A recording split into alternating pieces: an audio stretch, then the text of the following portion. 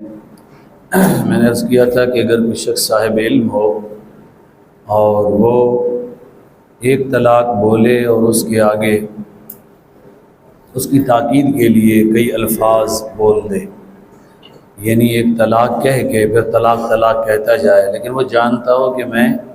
اگلے لفظ تاکیداً کہہ رہا ہوں۔ یہ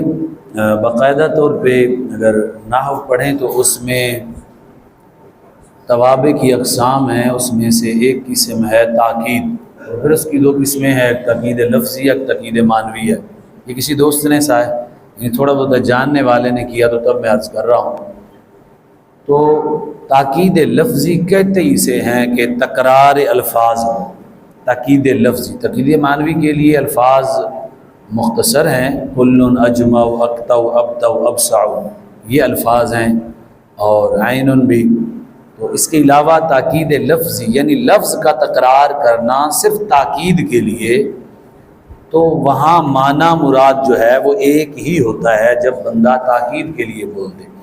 بقیہ مثال دے کے سمجھانا وہ یہ ہے کہ قرآن مجید میں اس پر ہمارے مفسرین نے تفسیر لکھی ہے، میرے پاس ایک چھوٹی سی تفسیر موجود بھی ہے۔ قرآن مجید میں ایک علم ہے، علم میں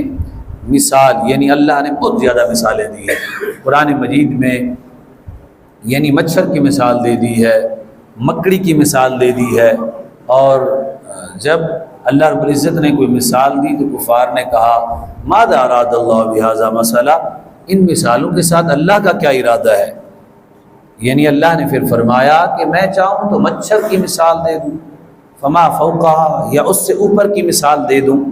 تو بات وضاحت کرنے کے لیے مثال پیش کی جاتی ہے، اور یہ باقاعدہ قرآن مجید کا ایک علم کا، یعنی قرآن مجید کے اندر ایک مضمون ہے، پورا مضمون ہی مثالوں پر مشتمل ہے۔ یضل بہ کثیرا، جو یہاں ہے بہ سے مراد مثال ہے، یعنی ان مثالوں کے ساتھ کوئی لوگ ہدایت پاتے ہیں اور کچھ گمراہ ہو جاتے ہیں۔ تو